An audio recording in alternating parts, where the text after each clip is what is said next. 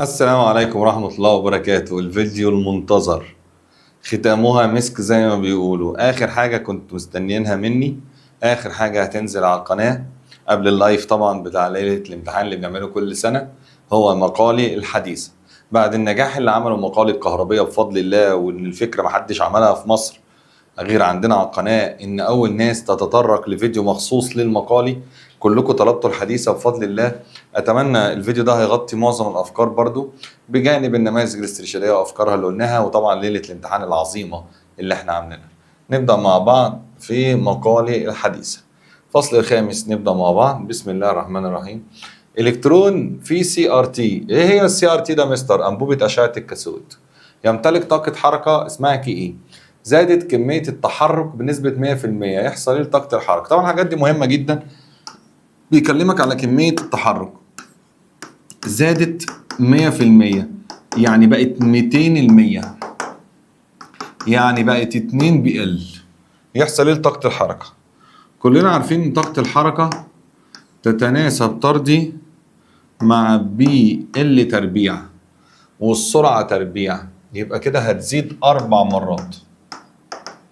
طبعا خلي بالك السؤال لو جه في الامتحان قال لك زادت بمقدار كام، حط لك في الاختيارات زي نماذج الاسترشادي اللي مأكد على الحته دي، يقول لك زادت بمقدار 4 مرات ولا زادت بمقدار 3 مرات. طبعا زادت بمقدار 3 مرات. صلى على النبي في الكومنتات. السؤال الثاني سؤال حلو قوي. في انبوبه سي ار تي، اذا تم زياده جهد الشبكه ليصبح صفر بفرض انه كان سالب، يحصل ايه؟ طب صلى على النبي. تعال نفتكر مع بعض كده، لان احنا قلنا في الفيديو ده بنشرح وبنراجع المنهج كله. حضرتك هنا الفتيلة زي ما قلنا بتخرج الإلكترون السالب، في الشبكة هنا واصلة بجهد سالب.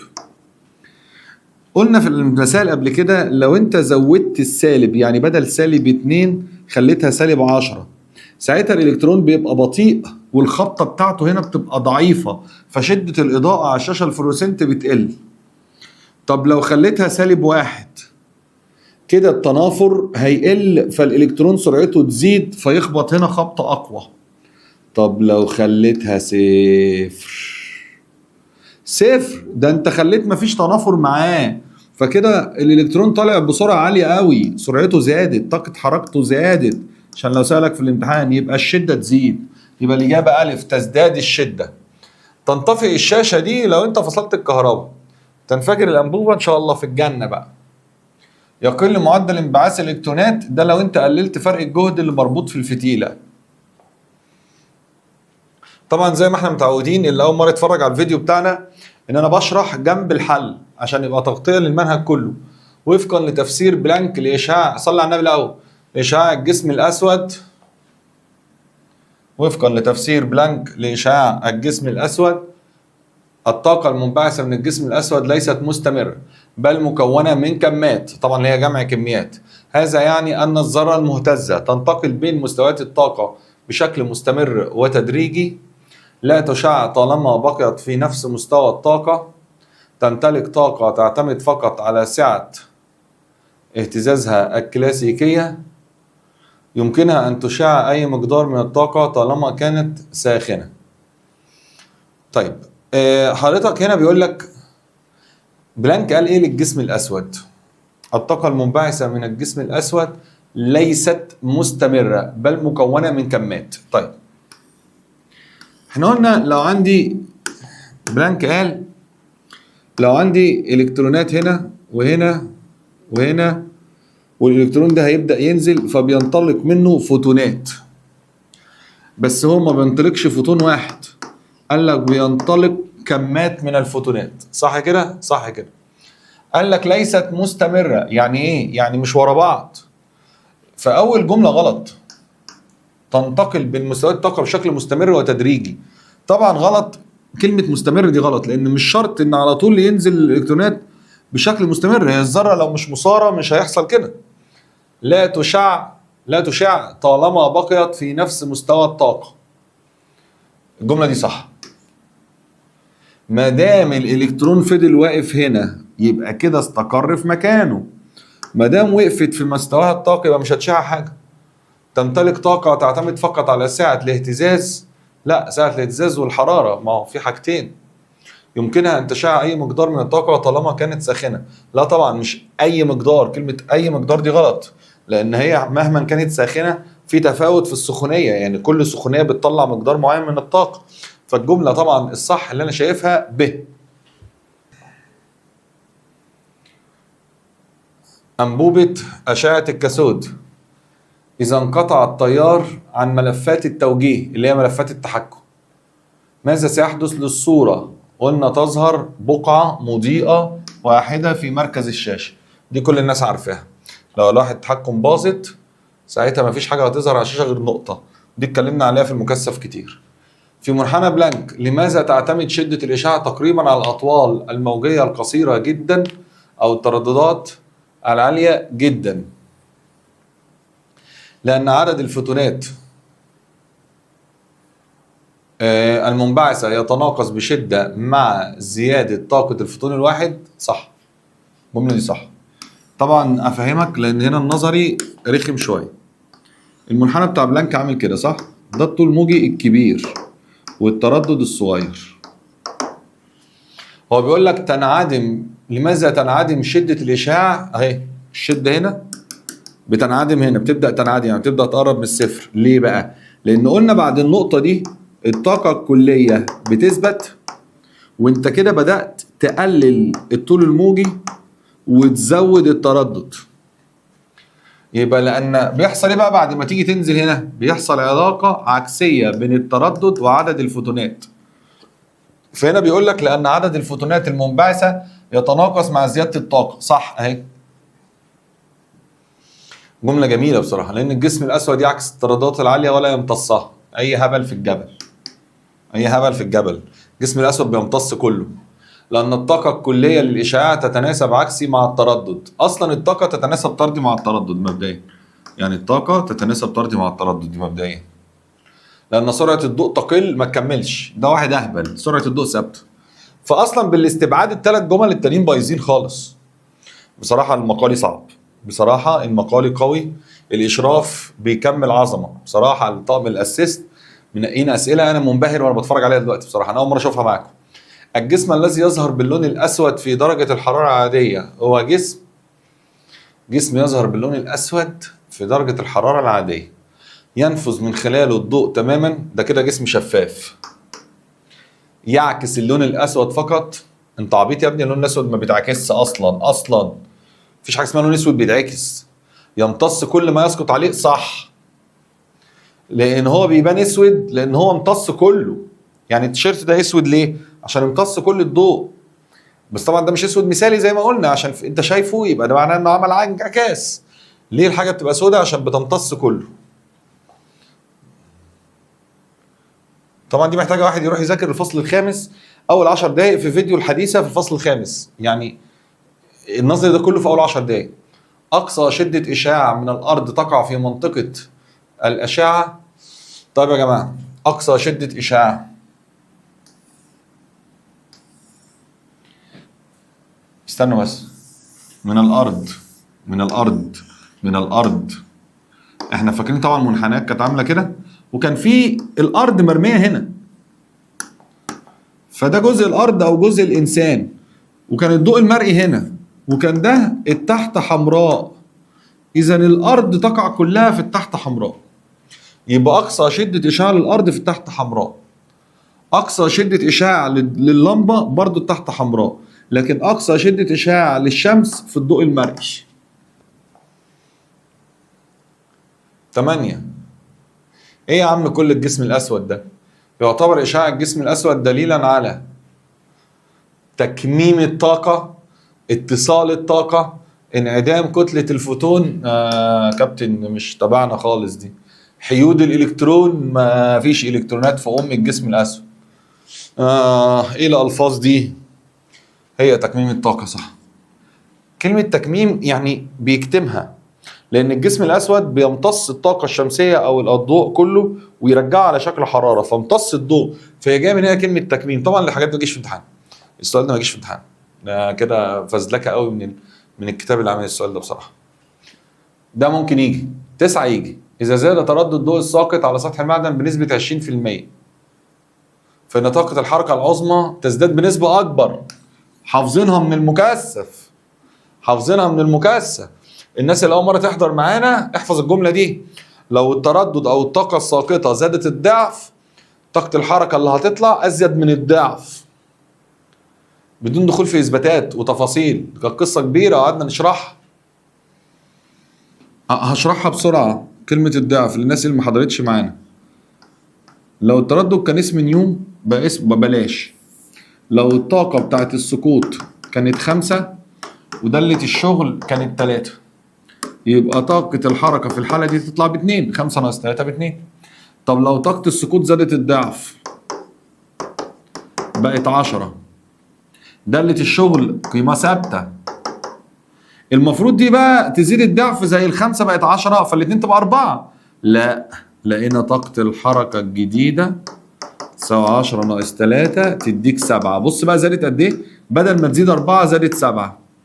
فإذا دايما طاقة السقوط لو زادت الضعف طاقة الحركة تزيد أكتر من الضعف. مهمة الحاجات دي يا جماعة، مهمة جدا. 10 في ظاهرة كومبتون، إذا كان الطول الموجي للفوتون الساقط هو لامدا، والطول الموجي للفوتون المشتت هو 1.1 لامدا. دي مهمة جدا. فإن الطاقة التي اكتسبها الإلكترون، طبعا دي مهمة جدا. بص يا سيدي، صلى على النبي. ده الفوتون وبيطير كده، وهنا الإلكترون ماشي. دي كانت لامدا، دي بقت 1.1 لامدا. عارفين كلنا ان الطاقة تتناسب عكسي مع الطول الموجي، فدي لو اسمها اي دي اسمها 1/1 اي. حلو الكلام؟ 1/1. فهنا الطول الموجي زاد 10%، يبقى الطاقة 1/10. 1/1. أنا عايز آلة حاسبة.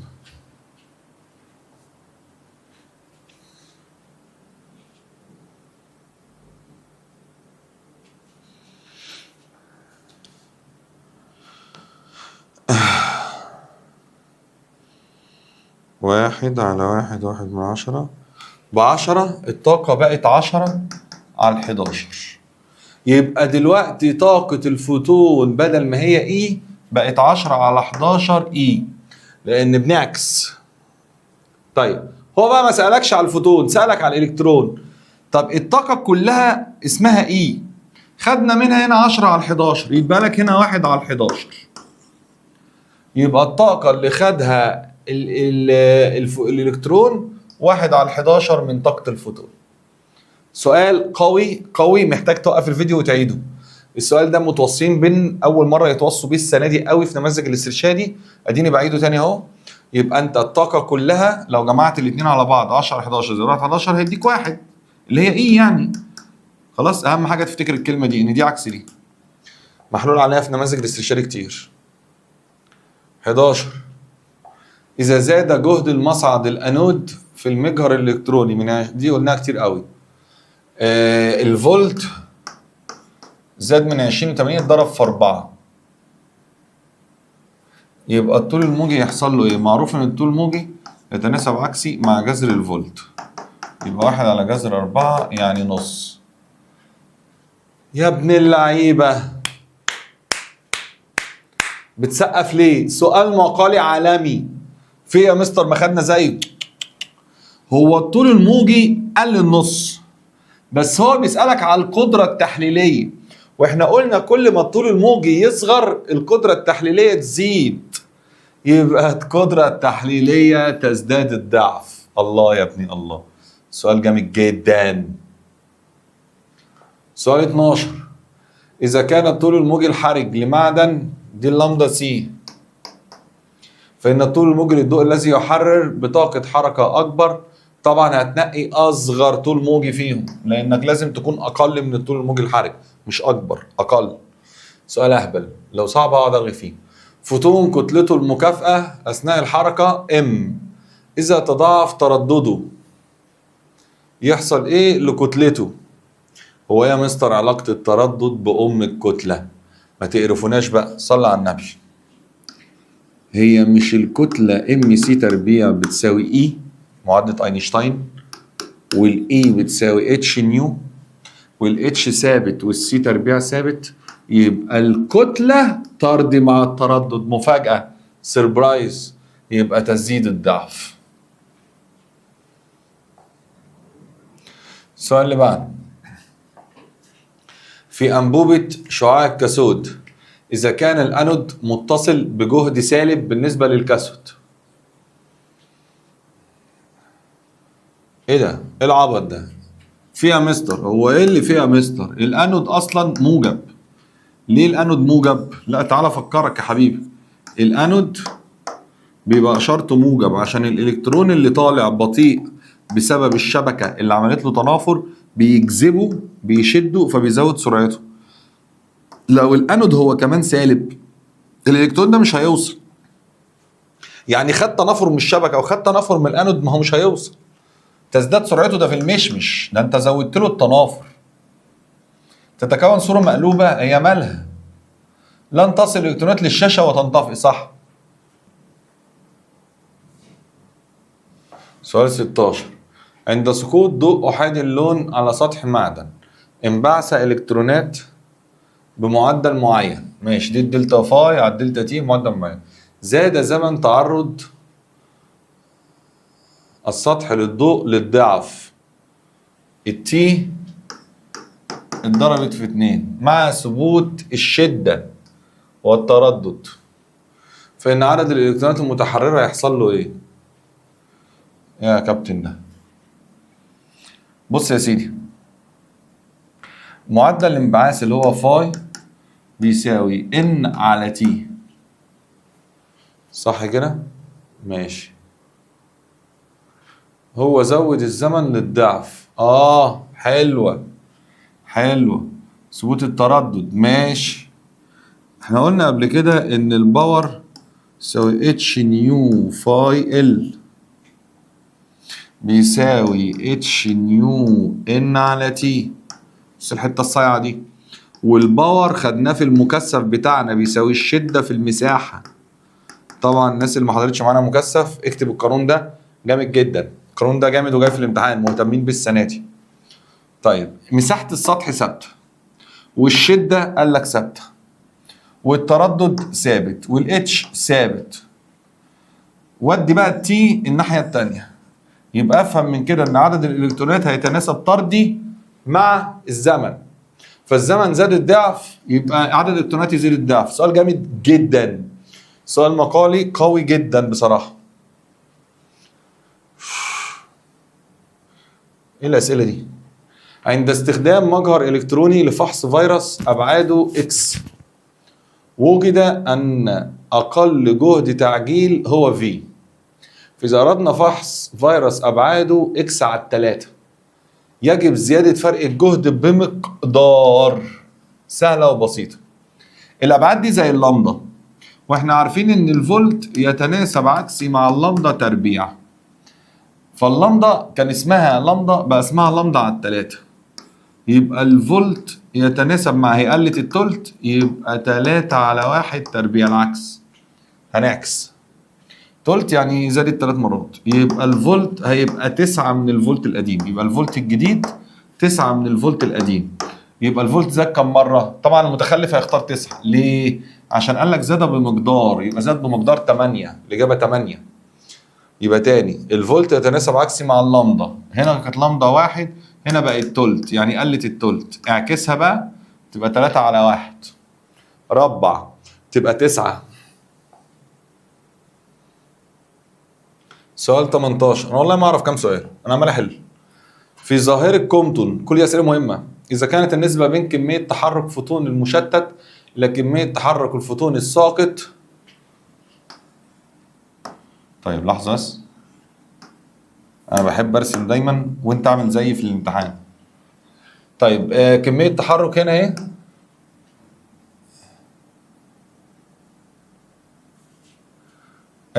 المشتت ب8 من 10، لأن عارفين كمية التحرك بتقل. عايز النسبة بين طاقة حركة الإلكترون المشتت إيه؟ إلى طاقة حركة الفوتون الساقط. مالك؟ طاقة الحركة أنت عايز إيه؟ إلى طاقة الفوتون الساقط. ماشي ماشي ماشي ماشي. هو الإلكترون كان ساكن، ماشي. يعني عايز هنا الطاقة دي، ماشي. هنا كان اسمها إيه؟ هشوف فقدت إيه اللي هيتبقى يبقى هنا، ماشي أوكي. طيب كلنا عارفين إن الإي تتناسب طردي مع كمية التحرك، صح؟ طيب هنا بقت 8/10، يبقى الطاقة هي كمان بقت 8/10، يبقى اللي هنا 2/10. طب ما خلاص، ما سهلة اهي. ايه ده سؤال عبيط. يبقى طاقة السقوط وصلت منها هنا 8/10، يبقى اللي اتبقى للإلكترون 2/10.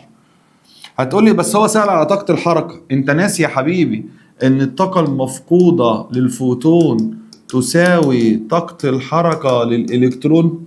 طاقة الحركة للإلكترون هي تساوي الطاقة المفقودة. انت دخلت بطاقة ايه، خرجت ب8/10 ايه، يبقى انت فقدت كام؟ 2/10. يبقى كده النسبة ما بينهم 2/10 على 1. 2/10 على 1 يعني كام؟ يعني 2/5، صح ولا 2/10؟ يعني 1/5. 2/10 اهي. لا سؤال حلو. خلي بالك هو متوصي بحتة كومبتون دي كويس. موضوع الطاقة المفقودة الفقد بيروح عند الإلكترونات، الحتة دي مهمة. لو أنت ما اتفرجتش معانا على الفصل الخامس قلت لك فيديو الشرح هتلاقيه على اليوتيوب عندك. إذا سقطت حزمة من الفوتونات عمودي على سطح عاكس، يعني ارتدت عكس الاتجاه، فإن القوة التي يؤثر بها على السطح العاكس تزداد إذا. طيب احنا كلنا عارفين إن القوة قانونها 2 باور على السي.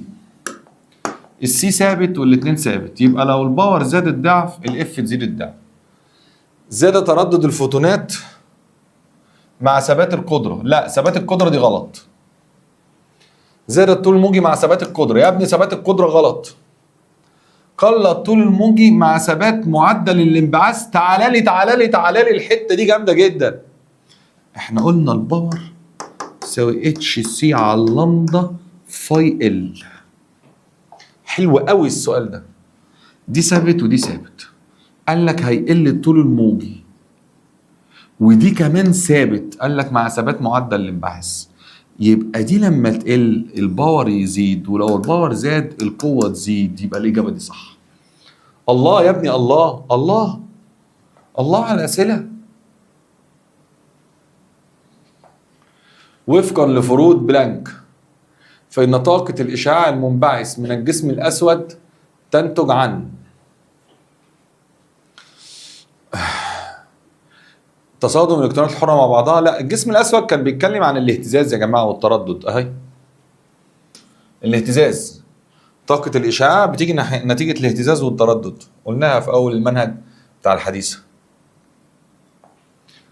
في منحنى بلانك عند درجات الحرارة المنخفضة يتركز معظم الإشعاع في أي منطقة؟ طبعا كلنا عارفين إن كل ما درجة الحرارة تزيد بتمشي الناحية دي. فإذا درجة الحرارة قليلة بتتركز الناحية دي، الناحية دي اللي تحت حمراء. 22. أنا نفسي أعرف كام سؤال، يعني نفسي أعرف معمول كام سؤال في الخامس ده. عند النظر إلى قطعة حديد مسخنة لدرجات حرارة متزايدة نلاحظ ظهور اللون الأحمر ثم البرتقالي ثم الأبيض. هذا الترتيب يدعم النظرية الكلاسيكية للضوء، قانون فين، ظاهرة كومبتون. طبعا مفيش حاجة اسمها ظاهرة كومبتون ولا قانون بقاء الكتلة، يعني مفيش منه الكلام ده.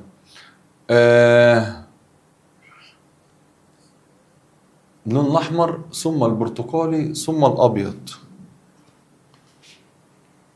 الأبيض ده في الآخر. احنا قلنا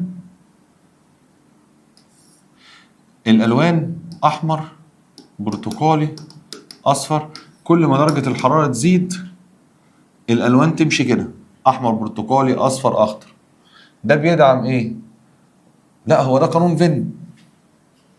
لان منحنى ده بيعتمد على مفيش غير فين بالاستبعاد. يعني النظريه الكلاسيكيه اصلا ما قالوش ان المنحنى هيرجع تاني مبدئيا. يعني مفيش حته الضوء كان احمر ازرق وقلب بنفسجي، فالنظريه الكلاسيكيه ما قالتش كده اصلا. فاكيد ده بيتكلم عن قانون فين، بس صعب قوي دي، يعني مش في المنهج دي بصراحه، يعني نفض له بصراحه السؤال، نفض له. في السي ار تي ماذا يحدث اذا تم توصيل الشبكه بجهد موجب بدلا من السالب؟ الله، هتحط للالكترون موجب، السالب اصلا بيهديه عشان يمشي بالراحه. يظل معدل الاصطدام ثابت؟ لا طبعا ده هيزيد. يتوقف انبعاث الالكترونات؟ يا عم ده هيسحبها اكتر. يزداد معدل اصطدام الشاشه الفلوسيه بشكل كبير وقد يتلف الشاشه. طبعا صح، انت هتشد الالكترون بسرعه عاليه قوي. تزداد سرعه الالكترونات فقط دون تغيير عددها؟ لا غلط طبعا، بتاثر في العدد. الشبكه بتاثر في الشده وفي العدد، بس الاساسي بتاع العدد الفتيله، بس الشبكه شده وعدد. في السي ار تي اذا تم استبدال ماده الكاثود بماده اخرى لها داله شغل اكبر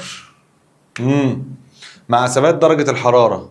طب ما هو داله الشغل الاكبر هتبقى عايزه طاقه اكبر، بس هو قال لك هثبت درجه الحراره، يعني هثبت الطاقه، وثبات الطاقه يؤدي لثبات التردد الساقط.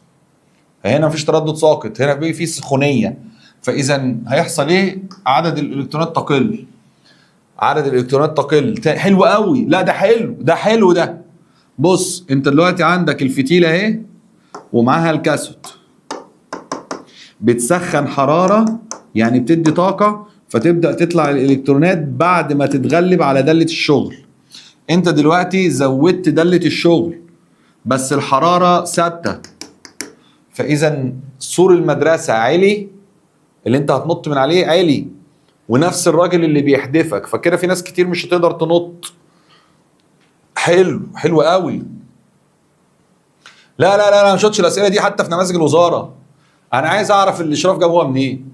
في انبوبه السي ار تي يلاحظ وجود حاجز جهد السطح الله عند الكاثود. اي وسيله تستخدمها الانبوبه للتغلب على هذا الحاجز؟ تفريغ الانبوبه من الهواء، دي في الجنه ان شاء الله. نظام تحريك الشعاع، التحريك ملوش دعوه بالجهد، التحريك ده عشان يجيبه يمين وشمال. الطاقه الحراريه الناتجه من الفتيله، صح لسه قايلينها. ازاي اتغلب على حاجز جهد السطح؟ حاجز جهد السطح ده اللي هو مين؟ اللي هو داله الشغل.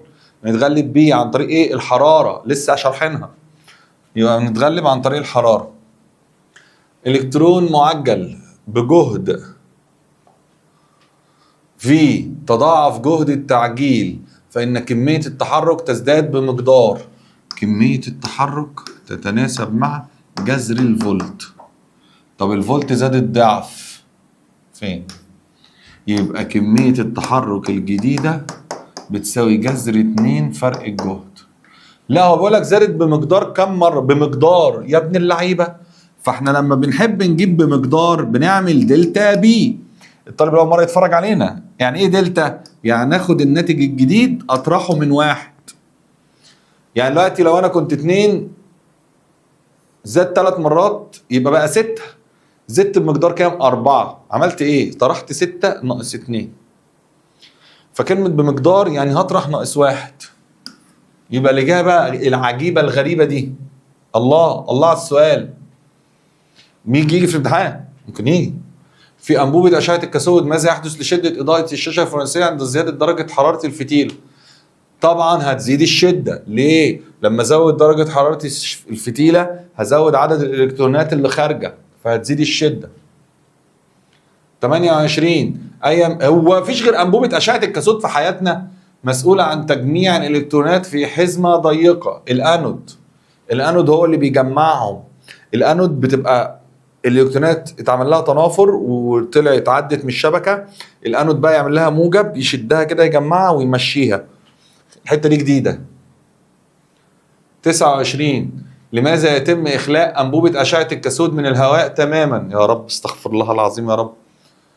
الحته دي جديده برضو. ليه الانبوبه بتاعت الكاثود لابد ان تكون مفرغه من الهواء؟ دي حته جديده. للسماح للشبكه بالتحكم في الشعاع، ملهاش علاقه، لان السالب مع السالب ملوش دعوه بالهواء. لان الهواء يزيد من سرعه الالكترونات، منطقي الهواء مش هيزود السرعه. لزياده سرعه انبعاث الالكترونات ليها علاقه بالحراره، الانبعاث ليه علاقه بالحراره. حتى لا تصطدم الالكترونات بجزيئات الهواء فتفقد طاقه. انت لو واحد اول مره تشوفها هتختار دي على فكره. حتى لا تصطدم الالكترونات بجزيئات الهواء فتفقد طاقتها. وبكده الفصل الخامس المقال اللي فيه اعتقد انك اول مره تشوفه، الباقي كله مسائل مفيش حاجه تاني تقريبا. فكده غطينا المقالي اللي كان بصراحه فيه حاجات غريبه وحاجات حلوه قوي، يمكن حاجات اول مره تشوفوها. يلا بينا خد نفسك دقيقتين، هاخد بريك انا اشرب حاجه كده وارجع لك على طول ونخش على الفصل السادس في حموتها. يلا بينا نخش على السادس. يلا السلام عليكم.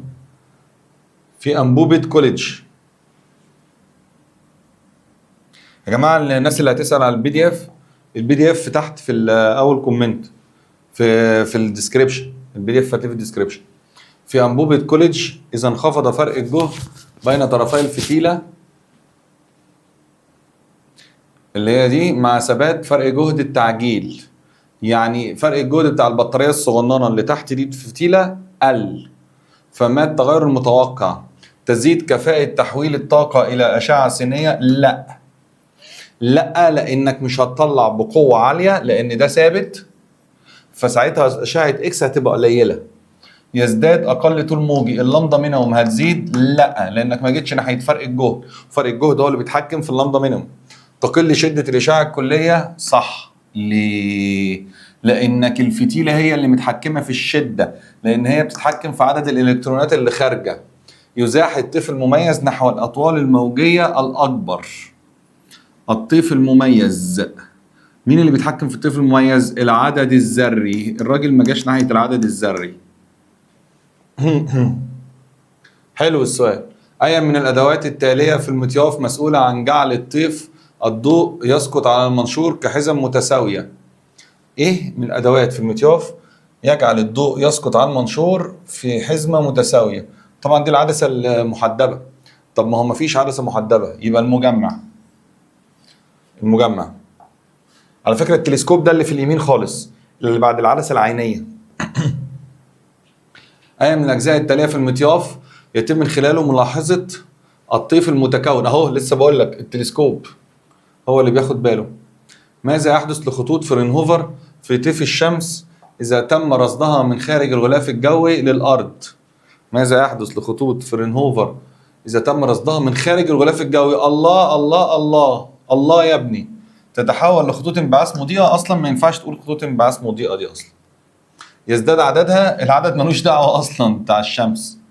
تظل كما هي لأن ناتجة عن امتصاص الغازات في جو الشمس نفسه. صح. تختفي تماما. غلط.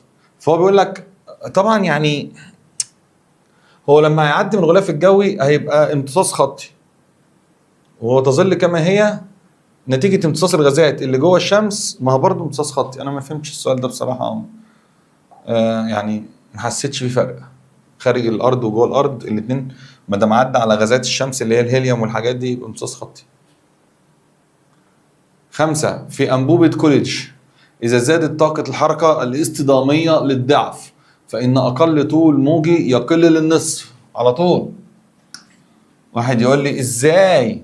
استنى بقى هقول لك انا الحته دي مهمه قوي قوي قوي قوي للطلبه اللي اول مره تتفرج علينا. الناس اللي حضرت معانا المكثف احنا قلناها يا مستر، دي طاقة الحركة والفولت تناسب طردي عكسي مع اللمدة تربيع. فحضرتك لما طاقة الحركة تزيد الضعف المفروض اللمدة مينيمم تقل جذر 2. مفيش في الإجابات جذر 2. لا يا حبيبي لا، ده في دي براولي، ده في الطول الموجي المصاحب للجسم في دي براولي. لكن لما أكلمك في أنبوبة كوليدج أشعة إكس الكلام ده بيتناسب عكسي مع لمدة مينيمم. معلومة هامة تكتبها عشان هتسوحك في الامتحان.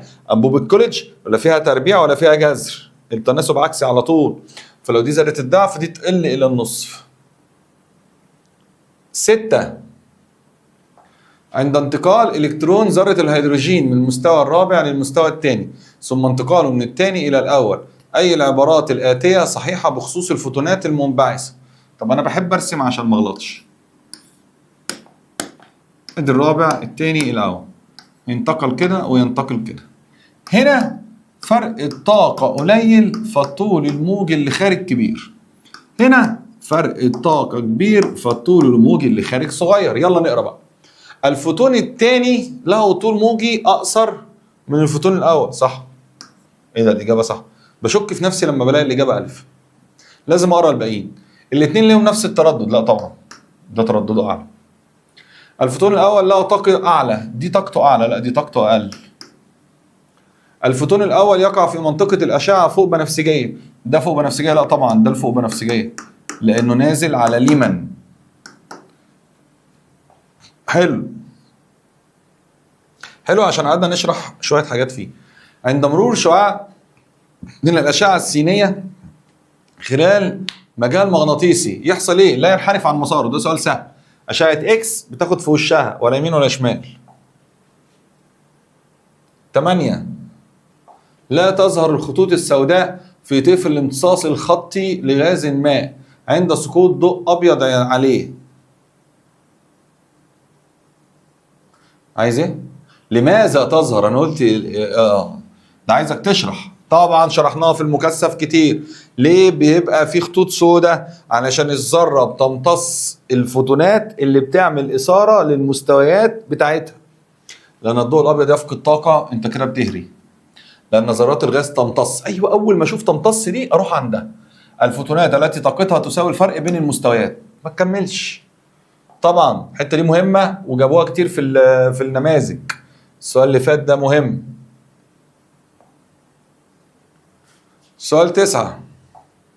يتكون الطيف المستمر للأشعة السينية نتيجة أشعة إكس تفاعل الإلكترونات مع المجالات الكهربائية المحيطة بنواة ذرات الهدف. البروتونات داخل النواة مباشرة، لا ما بيوصلش للنواة، بيعمل تصادم من بره. جزيئات الهواء داخل الأنبوبة، لا بيخبط في مادة الهدف. أحد الإلكترونات في المدارات القريبة من نواة مادة الهدف. يكون الطيف مستمر. أحد الإلكترونات في المدارات القريبة من نواة مادة الهدف. أنا لازم أقف في الحتة دي وأتكلم. عجبني أوي أوي أوي أوي أوي الحتة دي. مين فاهم؟ حضرتك احنا شرحناها، قلنا بيحصل ايه. ادي الحاجة نواة، فاكرين القصة بتاعتنا؟ وادي المدارات بتاعتها، وفي هنا الكترونات عمالة تلف، وانا جايب الكترون بيجري بطاقة حركة عالية، يقوم بيقرب من هنا فيحصل تنافر، مع التنافر فيقلل الطاقة. بعد كده يحصل تصادم هنا فيبدأ يفقد طاقة تانية. المدار الأخير ده اللي جنب النواة ده المسؤول عن اللمضة مميز. لما بيحصل تصادم هنا ودول بيطيروا، ده اللي بيطلع لمضة مميز. إذا السطر الأخير ده بتاع المميز وليس المستمر. يخرب بيت جمال المقالي. إذا الإجابة ألف. المجالات الكهربية المحيطة بنوى ذرات الهدف. المجالات الكهربية المحيطة بنوى ذرات الهدف. اهو الالكترونات تطلع من الفتيله رايحه اتجاه الهدف نتيجه فرق جهد عالي اللي هو الفولت بتاع الانود. نتيجه اقترابها من الالكترونات من النواه يحدث فرمله اللي هي التنافر. نتيجه السالب مع الموجب، الموجب والسالب، يفقد الالكترون طاقته بالتدريج وينتج طيف مستمر. يعني اللي هو التنافر واللي بيحصل في المجالات الكهربائيه المحيطه. لان تنافر مع تنافر ده نتيجه المجال الكهربي اللي حوالين الالكترون. ما العلاقه بين العدد الذري والتردد المميز؟ علاقة طردية طبعا. التردد يزداد بزيادة العدد الذري، طبعا عارفينها طبعا، لأنه عكسي مع اللمضة المميز، طردي مع التردد المميز. لكن لو قال لك التردد العظمى أو أقصى تردد لا توجد علاقة. بين العدد الذري وأقصى تردد لا توجد علاقة. أي الخصائص التالية تفسر لماذا تستخدم الأشعة السينية في فحص أمتعة المسافرين في المطار؟ قدرتها العالية على النفاذ واختلاف امتصاص النفاذ. طبعا النفاذية طبعا. في نموذج بور القوة الجاذبة المركزية التي تبقي الإلكترون في مدار حول النواة هي في الأصل، معلش، نموذج بور للذرة، دي أول كلمة في الفصل. القوة الجاذبة المركزية التي تبقي الالكترون في مدار، هي في الاصل قوه كهربيه طبعا، قوه كهربيه، شحنات كهربيه. تعتمد فكره عمل المجمع في المطياف على وجود فتحه مستطيله يمكن التحكم في اتساعها تقع في بؤره العدسه المحدبه. بص، ما دام قال لك عدسه محدبه يبقى هي اول واحده. بغض النظر عن القصه اللي حكاها دي، انا اول مره اسمعها بصراحه، بس انا بصيع. معروف ان المجمع اللي بيجمع الاشعه بتاعت الشمس وينزلها متوازيه على الشمس كده على المنشور بتبقى في العدسه المحدبه، فاكيد هي دي. واكيد مش المنشور الثلاثي، لان المنشور الثلاثي بيفرق الالوان، والعدسه الشيئيه وظيفتها بتجمع كل لون في بؤره خاصه، فده مش المجمع. ومفيش مرآة مقعره اصلا. المرآة المقعره دي عارف موجوده فين ولا مش عارف؟ في الهولوجرام. بالمناسبه يعني احنا في ليله الامتحان، فعايز اراجع لك على كله. في انبوبه كوليدج معظم الطاقه التي يحملها شعاع الالكترون المصطدم بالهدف تتحول الى، عايز ايه؟ معظم الطاقه التي يحملها شعاع الالكترون المصطدم بالهدف تتحول طاقه وضع. لا، قال لك معظم الطاقه. الله يا ابني، الله الله على المقالي، يخرب بيت الابداع. معظم الطاقه تتحول لحراره، لان انبوبه كوليدج بتطلع 98% حراره و2% اشعه اكس. فلما اقول المعظم يبقى الحراره. انا فكره اول مره اشوف الاسئله معاكم، عشان كده بنبهر قوي لما بشوف اسئله حلوه كده. 15. ما النتيجه المترتبه على زياده سرعه الالكترونات المصطدمه بالهدف؟ لما هزود السرعه هزود الفقد في طاقه الحركه، هزود، هعمل ايه بقى؟ هعمل ايه؟ انت عايز ايه؟ زيادة التردد الأشعة الكابحة للفرملة. لحظة، طاقة الحركة تتناسب مع التردد، صح. زيادة تردد الأشعة الكابحة، صح، لأنه هيقلل اللامدا مينيموم فهيزود التردد، صح طبعا. انحراف الإلكترونات بعيد عن النواة بسبب التنافر، لا. نقص شدة الأشعة، بالعكس، دي هتخبط أكتر والمفروض الشدة هتبقى أقوى، يعني المفروض إن فرق الجهد كده بقى أقوى. زيادة طول موج المميز. الطول الموج المميز ملوش دعوة أصلا بطاقة الحركة. طول الموج المميز ليه دعوة بالعدد الذري. بنجاوب غلط تحت. 16. المشرفة بتختبرني بتجاوب غلط، ماشي.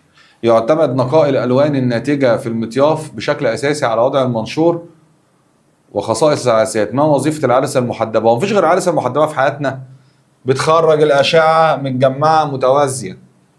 يا جماعة أنا حاسس إن أنا بقيت حافظين المنهج. إذا تم تسليط شعاع من الأشعة السينية على عينة من غاز الهيدروجين في حالة مستقرة، فما هو التفاعل المتوقع؟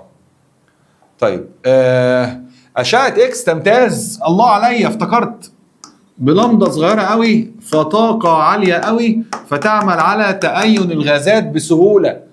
فإذا تأين ذرات الهيدروجين وتنطلق الإلكترونات بسرعة عالية. سلام، يا سلام على المقال العالمي. 18.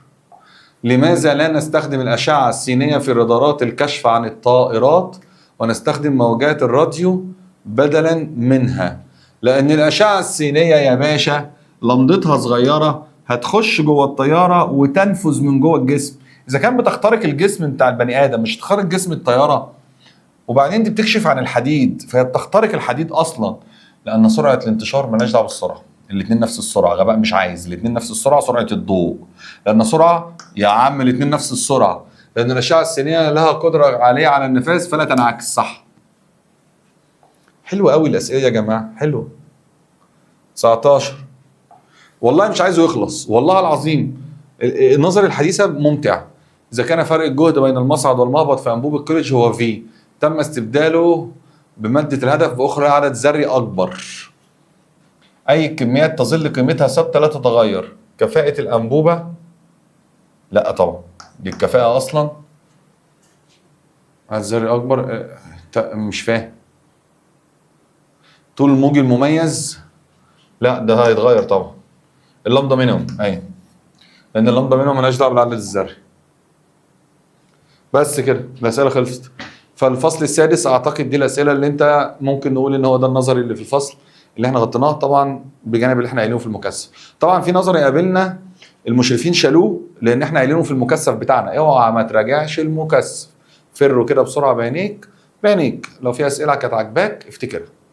يلا بينا نخش على السابع، ويلا بينا نخش على الفصل السابع اللي هو اصلا نظري، اللي هو اصلا كل الاسئله اللي حلناها كانت نظري، ما فيهوش مسائل تقريبا. سؤال واحد: اذا تم استبدال المرآة شبه المنفذة في جهاز الليزر بالمرآة تامة الانعكاس. يا نهار اسود، يا نهار اسود، الليزر هيتحبس جوه، لن يخرج شعاع الليزر. السؤال الثاني: تعتمد عملية التصوير المجسم في الهولوجرام على ظاهرة فيزيائية أساسية. طبعا عارفينها، تداخل الضوء، بيحصل تداخل على اللوح الفوتوغرافي والصورة بتبقى صورة مشفرة. تتميز الأشعة السينية المنبعثة من أنبوبة كوليتش عن أشعة الليزر بأنها تخضع لقانون التربيع العكسي. طبعا صح، لأن الليزر لا يخضع لقانون التربيع العكسي. دي أشعة عادية ليها شدة وبتتغير شدتها، حتى المنحنى بتاعها مختلف في الشدة، عادي جدا. يقول لك فوتوناتها انبعاث مستحث. لا طبعا، ده الانبعاث المستحث في الليزر. إمكانها الحيود. اللي هو اللي بإمكانها الحيود؟ ما الليزر بيحصل له حيود، ما بيحصلوش تشتت، بيحصل له حيود. أشعة وحيدة اللون، يا عم ده الليزر هو اللي وحيد اللون. 4: في ليزر الهيليوم نيون لماذا يتم الحفاظ على ضغط منخفض للغازات؟ قلتها في المكثف. لمنع انفجار الأنبوبة بسبب الحرارة العالية؟ لا. لزيادة سرعة شعاع الليزر، الليزر سرعته ثابتة، ده ضوء. لتسهيل حدوث التفريغ الكهربي وإثارة الهيليوم، صح. ساعتها قلناها في المكثف، قلنا الهيليوم غاز خفيف فبيخبط في بعضه بسرعة، فبخلي له الضغط منخفض عشان يبقى التصادمات براحتها. لو عليت الضغط هيبقى التصادمات قوية جدا. دول يبقى كام سؤال اللي عجبوها بس كده في السابع؟ هو ده السابع. طب نخش على الثامن بقى على طول. خش على الثامن على طول. انا عرفت ليه بس السابع.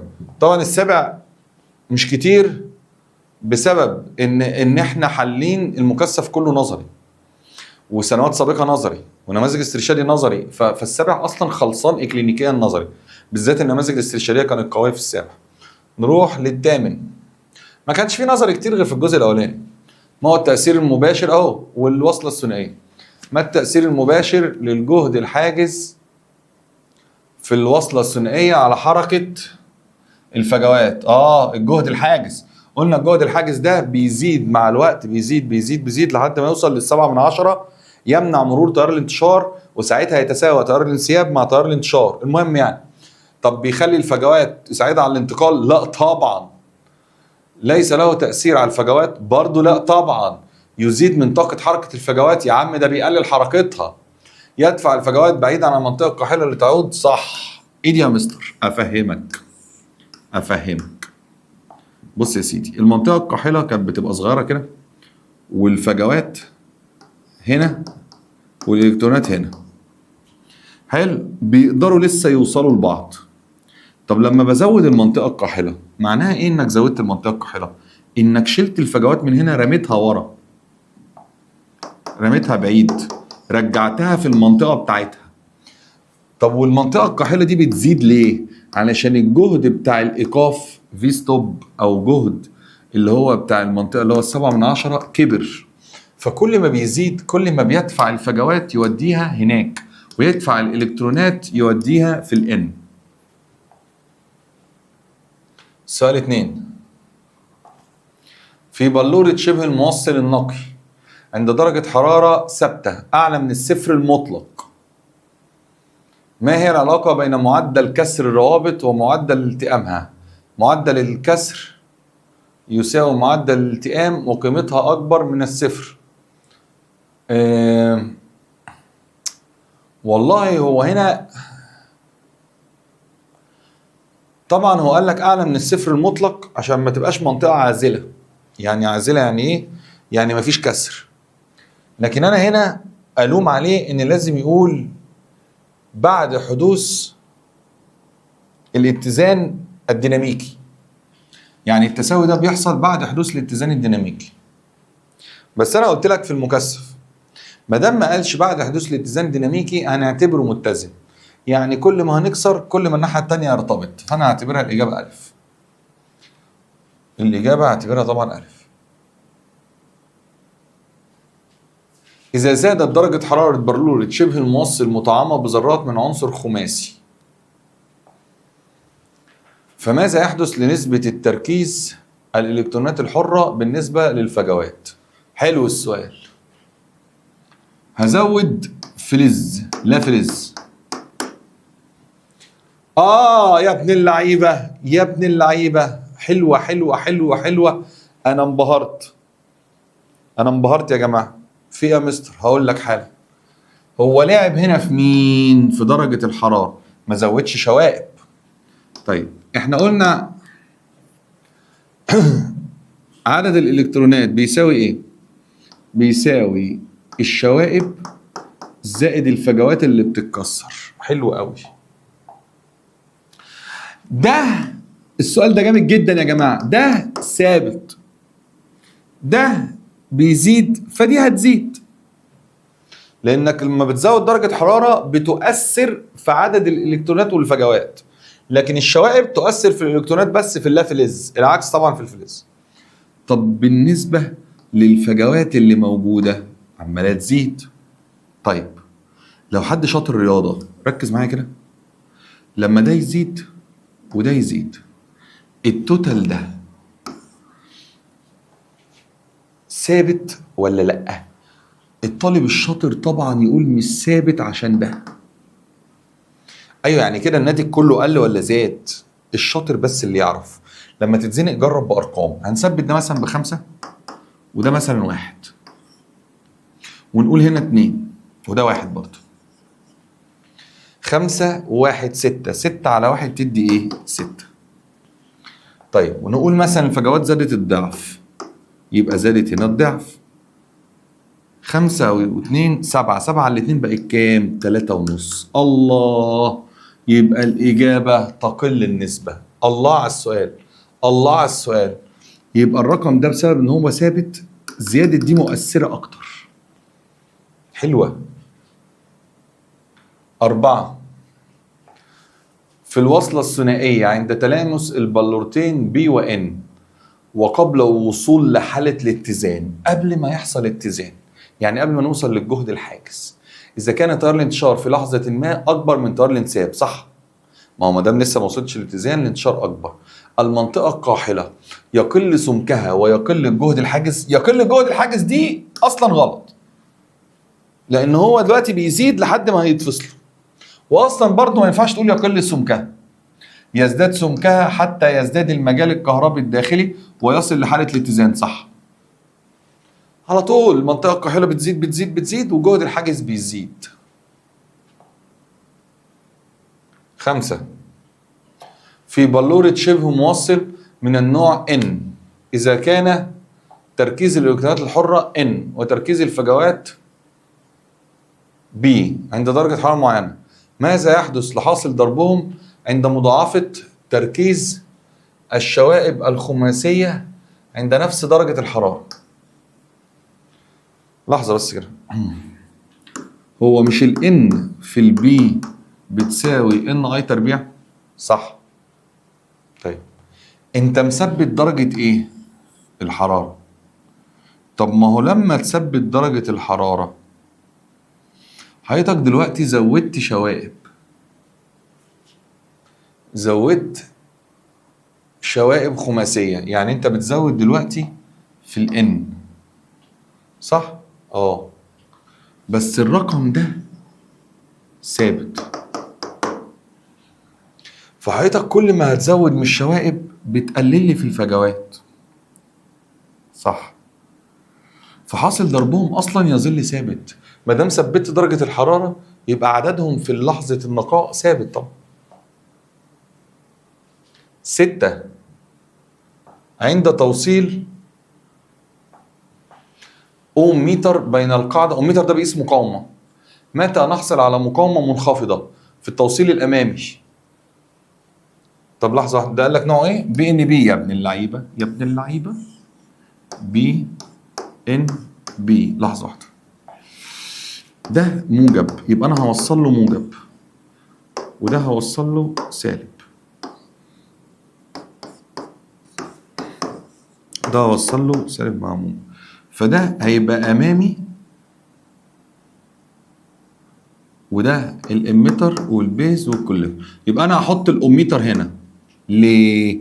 لان التوصيل في اللحظه دي ما بين البيز والاميتر هيبقى امامي، فالمنطقه القاحله هتبقى صغيره فمقاومتها تقريبا صفر. لكن هنا المقاومه تقريبا ما لا نهايه. يبقى عند وضع القطب السالب للاميتر عند القاعده، السالب عند القاعده والموجب على المجمع، صح؟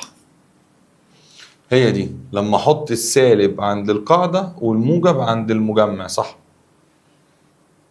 يبقى القراءه تكون منخفضه، صح؟ لانك في اللحظه دي خليتها امامي. حلو السؤال، حلو. ما المقصود بالضوضاء في الاشارات التناظريه وكيف تتغلب عليها الاشارات الرقميه؟ طيب بص يا سيدي، هي حته بره المنهج تقريبا فانا هقولها بس سريعا. ايه هي الاشارات التناظريه؟ الاشارات التناظريه اللي احنا خدناها اللي هي الموجه بتعمل كده دي. طب وايه هي الاشارات الرقميه اللي احنا خدناها؟ يا واحد يا زيرو. يعني ايه يا واحد يا زيرو؟ يعني يا هاي يا لو، يا هاي يا لو، يا هاي يا لو، لا يا واحد يا صفر. ليه هنا في ضوضاء؟ يعني في شوشره، في نويز. ليه؟ لان هنا ساعات غصب عنك لما تيجي تقفل الدايره بيحصل اي ام اف طرديه، اي ام اف عكسيه، بيحصل نبضات كده بتطلع في النص، في لقطات كده بتطلع في النص، لقطات. فهو بيقول لك ليه؟ عشان في تغيرات عشوائيه في الجهد وتتغلب عليها الديجيتال، لانها تعتمد على تشفير المعلومه بين مستويين محددين اللي هم يا هاي يا لو. الاجابه جيم. حلوه حلوه يا بره المنهج. بس كده. وبكده نكون خلصنا المقالي. اللي ناقص ما قلناهوش في المكثف، اللي ناقص ما قلناهوش في نماذج الوزاره. يعني لو انت بتتفرج علينا لاول مره لازم تكون خلصت نماذج الاسترشادي، لان فيها مقالي كتير انا قلته هناك وقعدت اشرح فيه واقول افكار حواليه ما حطيتهاش هنا. وفي المكثف بتاعنا طلابنا اللي حضروا المكثف احنا عملنا دكتوراه اقوى من نماذج الوزاره في المكثف بتاعنا. فلازم دول يتراجعوا كويس. وبالتوفيق يا رجاله، اتمنى ما كنتش طولت عليكم. يا رب يعني نلتقي على خير في حفله تكريم المتفوقين، واشوفكم كلكم يا رب من اوائل الجمهوريه، اوائل الاداره بتاعتكم. ويا رب يكون تعبي حسيتوا بيه. احنا تعبنا قوي السنه دي، قوي قوي اكتر من اي سنه. يمكن انا طلعت ضغطي النفسي والعصبي وحالتي اللي انا مكتئب فيها دي كلها في غل جوه المنهج، غل في الملازم، غل في المعلومات ازودها واطلع عين انا شغل ليكم. انا ما بعرفش ارص الكلام، ما بعرفش اقول ايه في لحظات الوداع، بس كل اللي اقوله انكم هتوحشوني. تعبت معاكم كتير. يمكن مدرسين اليوتيوب بتوع اليوتيوب شايفينهم، محدش شايفنا احنا في السنتر. يمكن الطلبه بتتفرج علينا في اليوتيوب مش عارفين احنا عملنا ايه في السنتر وتعبنا ازاي وامتحاناتنا الشامله كانت عامله ازاي. واحنا شفنا كل امتحانات المدرسين، مفيش امتحانات كانت زينا، مفيش ضغط عملناه على الطالب وواجب وتفتيش وطرد والزاميه زينا. احنا تعبنا جدا جدا، وان شاء الله ربنا مش هيضيع تعبي زي كل سنه، ربنا ما بيضيعش تعبي الحمد لله. السنه دي انا تعبت اكتر